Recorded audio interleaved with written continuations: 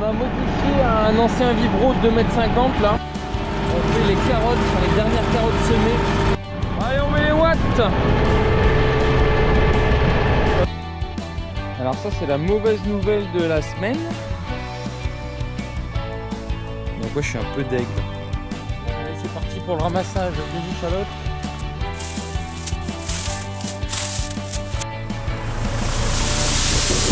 Des sacrés oignons cette année.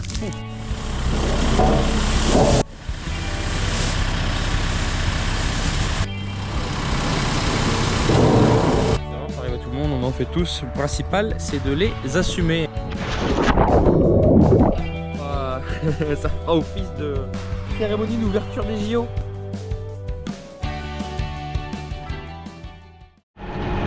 Allez, petite nouveauté cette année, on a modifié un ancien vibro de 2,50 m là. Enfin modifié, en fait on a enlevé toutes les dents qui étaient au milieu, on a gardé 4 dents pour chaque roue, de sorte qu'on puisse alors, on va dire décompacter, même si c'est pas vraiment décompacter, c'est plus casser la petite croûte qui est sur la surface dans les voies de passage de roues, de sorte qu'on puisse améliorer l'infiltration d'eau. Parce qu'après, donc ça c'est le poireau, c'est une culture qui va passer tout l'hiver dehors. Comme vous savez, chez nous il pleut beaucoup, surtout en hiver. Et donc le fait de casser un peu cette croûte, ça va améliorer le passage de l'eau. Parce qu'on est passé avec la troueuse, on est passé ensuite avec le pulvé, enfin avec le tonneau à eau. Alors c'est la première fois qu'on fait ça. Je sais pas si ça a un gros intérêt ou pas, je pense que oui quand même. Alors le seul problème c'est que là on est vraiment proche de la butte, dès qu'on est en culture haute. Donc là c'est bien, on peut le faire parce que le poireau est petit, mais il faudrait pas trop tarder. Malgré tout là il y a ma rotule là, de relevage qui frotte un petit peu. Enfin, je gère au relevage pour pas que ça abîme les poireaux surtout. D'ailleurs les rotules je les ai ramenées sur le centre. C'est sur les axes extérieurs, sur les axes intérieurs, pour pas que ça touche trop le poireau. Et en fait il faudrait des plus grandes dents pour que je puisse relever et que j'arrive quand même à toucher bien le fond de la butte. Et là c'est pas trop mal hein. On voit on sort des petits blocs, ça veut dire qu'il y avait un petit peu de compaction. Et il se met à pleuvoir. Allez, vous avez manqué. Du coup je fais la même chose ici dans les panais. Ils sont bien levés d'ailleurs. Bon, ça doit être vraiment quelques gouttes parce que je vois là-bas c'est clair.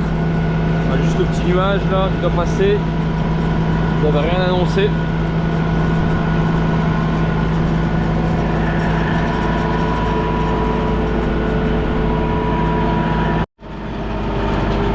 Et avant de terminer dans le dernier lot de poireaux sur l'autre parcelle, ici on fait les carottes, enfin les dernières carottes semées. Le dernier lot de carottes on a semé vers le 15 juin. Elles ont un mois là. Ils sont au stade à vue d'œil, comme ça fait 3 feuilles je crois.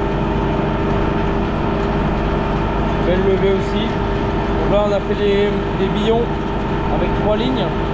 C'est espacé un petit peu sur la ligne. Contrairement au premier lot de carottes là, on était sur but à pommes de terre à 75. Assez serré sur le rang.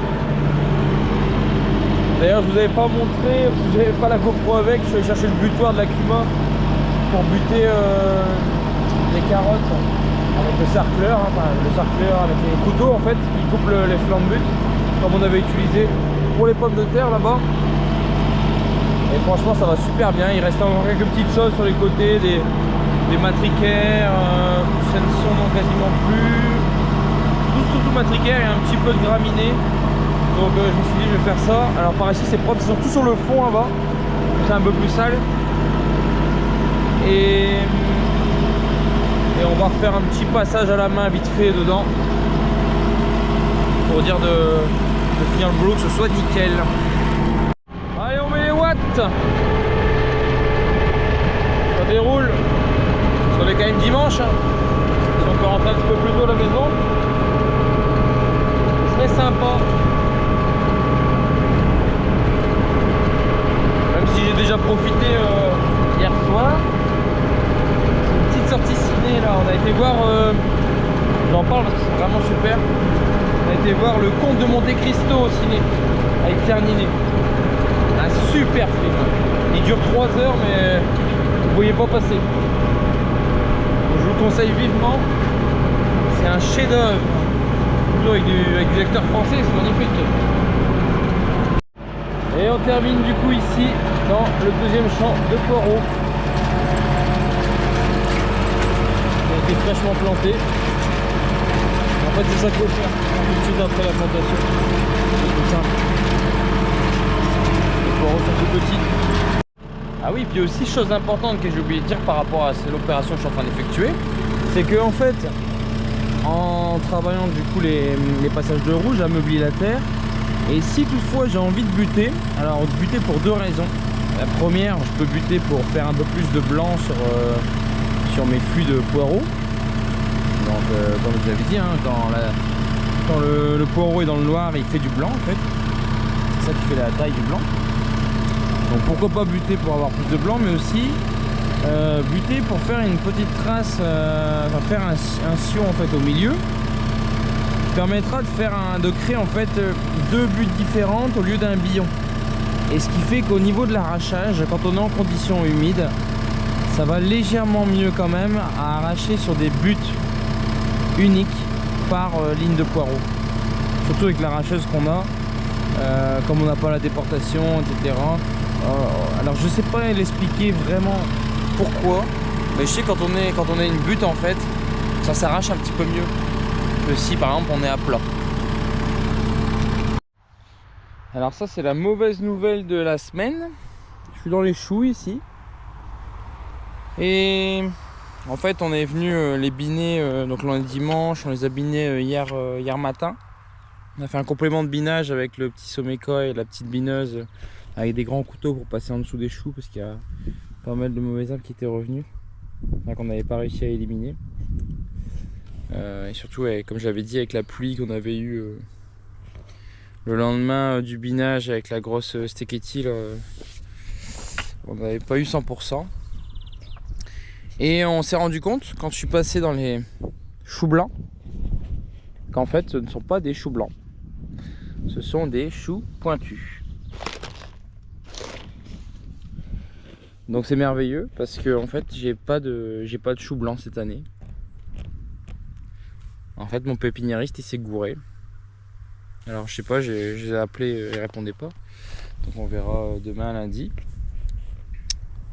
Qu'est-ce qu'on fait? Est-ce que je peux encore planter des choux blancs maintenant à cette époque-ci? Parce que ça a été planté il y a peut-être 2 mois, 1 mois et demi. Est-ce que je peux encore en planter ici fin juillet? Est-ce qu'il en aura? Parce que là je suis bien avec des choux pointus moi. Ça j'en avais fait à l'époque des choux pointus, mais bon c'est pas ce qui se vend le mieux, donc j'en mettais des fois une petite quantité. Et surtout bah ça conserve pas bien. Quand c'est à point faut le vendre quoi. Qu'est-ce que tu veux faire avec tout ça moi? Donc ouais je suis un peu d'aigle. Parce que sans chou blanc je sais pas comment je vais faire. Va absolument falloir que j'en remette. On verra ce que ça va donner en conservation. Je sais pas. Je sais pas du tout comment je vais faire. Et en tout cas si on en met maintenant, il y aura intérêt d'avoir une belle arrière-saison pour rattraper le temps perdu et puis surtout d'avoir avant les gelées quoi. Parce que si gèle sur des choux paumés, c'est foutu quoi.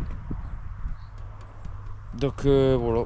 Bon en tout cas j'ai pris la petite rasette et on va fignoler le désherbage. Ici on voit tout ce qui dépasse. Passe un petit coup paf avec la rasette. Et ça va être bien. Allez c'est parti pour le ramassage des échalotes. Donc par rapport à l'autre jour, la vidéo de la semaine dernière que vous avez vue, vous voyez c'est plutôt bien sec. Même si c'est pas encore suffisant, on voit encore un peu de vert. Même quand c'est bien sec ici, au niveau du collet. Pour encore avoir un peu d'humidité. Ouais, ça roule un petit peu sous les doigts là. On sent que c'est un petit peu humide encore. Donc ce sera pas suffisant. Mais on va quand même les ramasser aujourd'hui. Pour une question de planning déjà. Parce que je sens que la semaine prochaine ça va être compliqué. En plus Franck il est pas là la semaine prochaine. Donc on va en profiter de tout ramasser là. Et également il nous annonce de l'eau. Attends, on est mercredi. Demain soir, donc le jeudi, dans la nuit de jeudi à vendredi, ils annoncent pour l'instant une dizaine de millimètres. Après ça peut être beaucoup moins comme beaucoup plus, on ne sait jamais. Mais dans l'idée, c'est bien qu'il ne pleuve pas là-dessus. Donc ce qu'on va faire, et puis de toute façon on avait prévu de les mettre en séchage supplémentaire sous serre, parce que c'est difficile d'avoir vraiment un séchage à 100% dehors, à moins vraiment d'avoir des conditions très sèches, et c'est pas le cas. Le matin on voit il y a une très grosse rosée, donc tout ça c'est encore bien humide. Donc voilà, pour avoir vraiment un séchage optimal, on va finir tout ça en serre. Et donc ici ce qu'on fait, c'est qu'on charge tout ça, on charge tout en caisse à la main, parce que nous on n'a pas de chargeuse à bulbe. Si vous regardez des vidéos sur les échalotes en Bretagne, donc ils arrachent à la main comme nous, ils mettent au milieu en andin, sauf qu'après eux ils ont une chargeuse qui vient avec un pick-up, un genre de pick-up comme pour ramasser la paille, et qui charge directement dans les bennes. Donc nous on va mettre dans les caisses ici à la main, on va charger dans le godet, et puis après je vais vider dans la benne là-bas.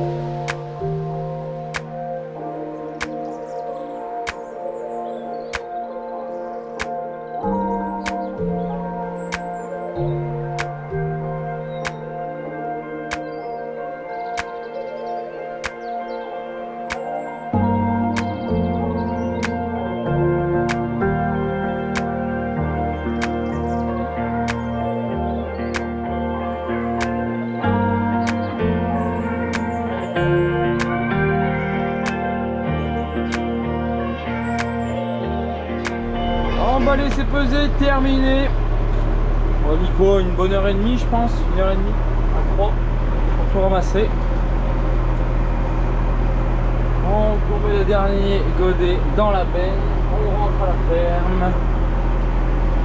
Et puis je ne sais même pas encore moi-même comment je vais les stocker. Je pense que je vais vider la benne sur le bac du Kubota, le bac vert en bas.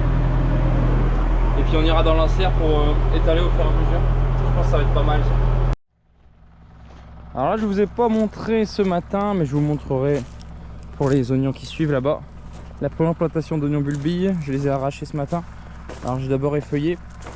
Alors j'ai pas une vraie effeuilleuse à oignons, du coup l'effeuillage il est pas tip top. Voilà, j'arrive pas à le faire assez court. Mais bon, c'est pas très grave. Vaut mieux trop long que trop court, je pense, au niveau conservation. Donc voilà, j'ai tout aligné ici et on a des sacrés oignons cette année. On voit qu'il y a beaucoup plu. Mais comme pour les échalotes, la fin de cycle sur ce premier lot là, elle a été sacrément attaqué par la maladie. Donc bon, heureusement c'est arrivé sur la fin. Donc on a un super rendement, ils sont magnifiques. C'est plutôt homogène. On a quelques très gros calibres pour les professionnels qui sont intéressés, notamment des restaurateurs qui aiment bien avoir des gros oignons ou pour notre atelier de traiteur aussi. Plus facile à travailler. Mais généralement c'est vrai que les gens ils aiment pas trop les gros oignons, ils préfèrent un oignon normal comme ça, calibre moyen. Et donc ça c'est pareil, on va les arracher, enfin on va les récolter, on va les ramasser demain pour étaler en serre également. Et ça c'est le deuxième lot qu'on avait planté. Et on voit il y a un peu de maladie aussi. Hein. Regardez le mildiou ici. Bon c'est pareil là c'est sur la fin de cycle donc ça va. Mais ça sera l'occasion aussi de vous parler, je sais pas si ce sera dans cette vidéo ou dans une prochaine vidéo, de la gestion du mildiou. Alors je vais vous parler de la pomme de terre parce que c'est vraiment plus parlant. C'est plus connu que sur oignon, mais oignon c'est pareil. Hein. La gestion de la maladie, de cette maladie là, c'est quelque chose de très important, de primordial pour permettre d'avoir une récolte quoi. Bon, du coup voilà le stock d'échalotes pour cette année. Bon, aujourd'hui on va décharger les échalotes et les étaler ici en serre. Pour ce faire on a pris un rouleau de filet brise-vent, ça va, on avait fait ça l'année dernière. Je vais le dérouler, je sais pas jusqu'où il va, et puis après avec le bac du Kubota on ira chercher dans la benne, on poussera dans le bac et au fur et à mesure je rentrerai dans la serre et puis j'étalerai sur le filet.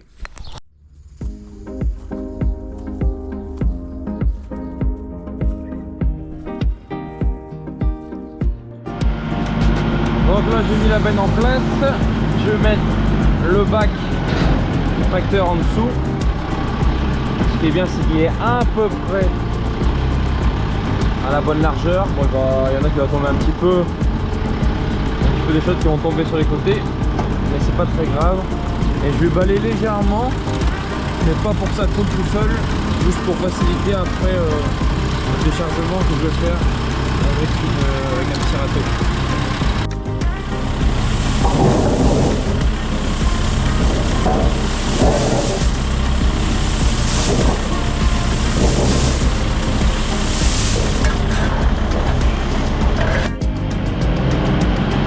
Donc là je vais tout au fond et au fur et à mesure je vais reculer. Donc là je pose le bac.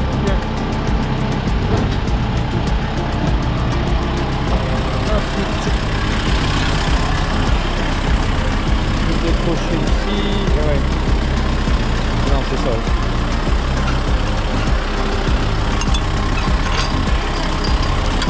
Hop, normalement suivant. Reculer. Bon, pour le premier c'est un peu merdique parce que il n'était pas retenu. Mais là pour les suivants ça va aller mieux. Ouais, je vais lever un peu la benne. Et alors il pleut. C'est une vraie blague. C'est vraiment pas du tout annoncé. Donc je pense pas que ce soit. Je pense pas qu'il y aura grand chose, mais putain, c'est pas possible quoi.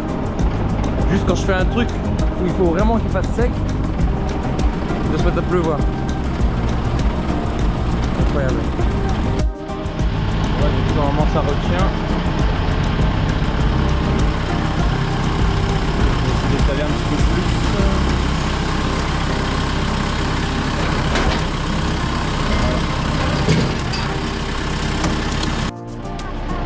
Ah, ça c'est super. Ça, il n'y aura plus qu'à étaler vite fait avec une fourche. Hop. Et on sera bon. Allez, plus qu'un petit bac.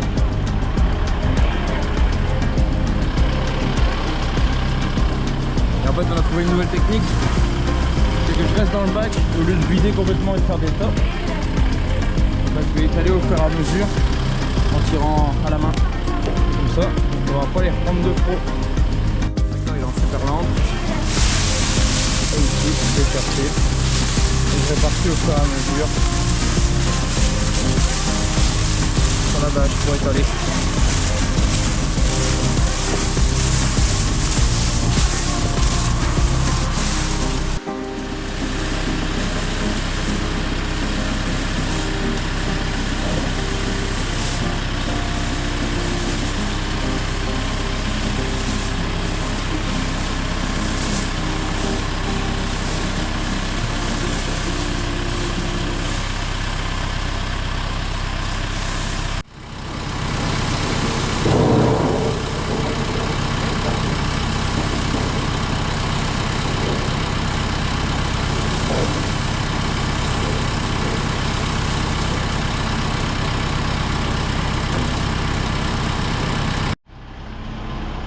Voilà, c'en est terminé pour les échalotes. Maintenant ça va sécher comme il faut. Sous serre, il risque pas de pleuvoir. Donc on va laisser ça tranquille pendant une bonne semaine, il en aura bien assez. Et après on mettra ça en palox une fois que ce sera sec à 1000%. Et puis c'est parti pour la longue conservation jusqu'en juin.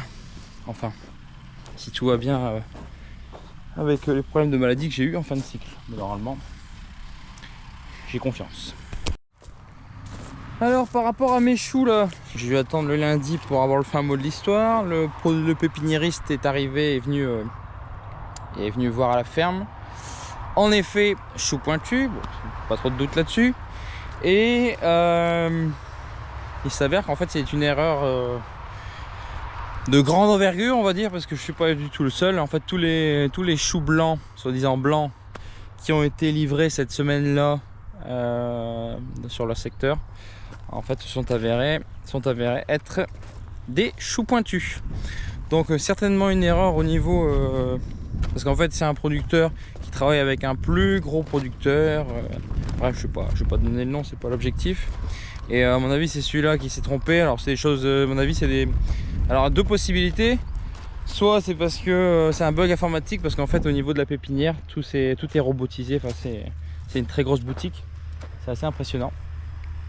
Et donc soit c'est une erreur, un bug informatique, parce que le robot n'a pas été chercher la bonne caisse au bon endroit par exemple, ou alors pire ce serait une erreur de semence.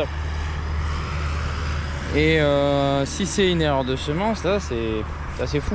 Ça veut dire que le sac de semences qui a été acheté par exemple pour des choux blancs, en fait ça s'avérait être des choux pointus.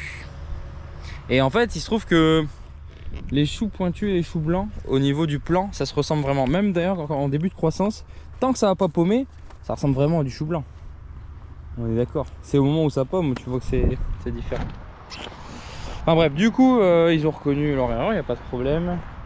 Et donc ils vont certainement l'assumer. Je sais pas par quel moyen. Est-ce qu'ils vont me trouver du chou blanc, ou est-ce que... Parce qu'on va pas... Le problème c'est qu'on peut pas replanter. Je pensais pouvoir replanter encore ici fin juillet, et malheureusement ça va plus aller parce que ils vont pas paumer avant les premières gelées. Enfin voilà, ça va être compliqué. Ça peut aller si on a un bel automne, mais c'est compliqué apparemment.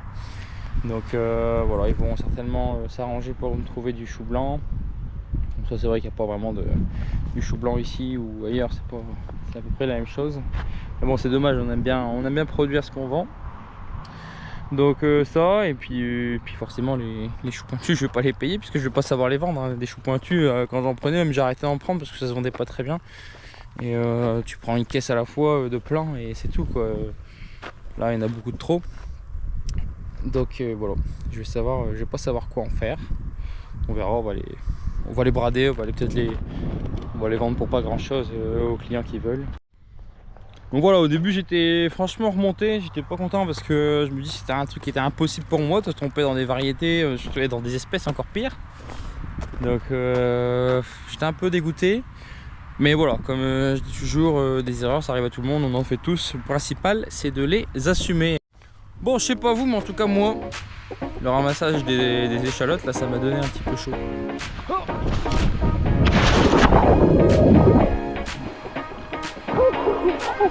Ça c'est la relaxation totale après une belle journée de boulot.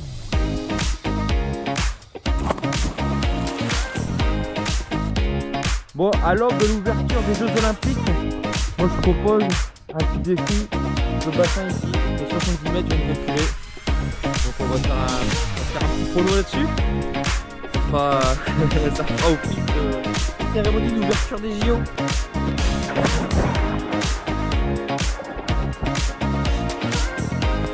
Bon ouais, quasiment 4 minutes pour faire 140 mètres. Plus loin de Michael Phelps ou Alain Bernard. Mais bon, Michael Phelps il a pas ramassé les échalotes cet après-midi lui.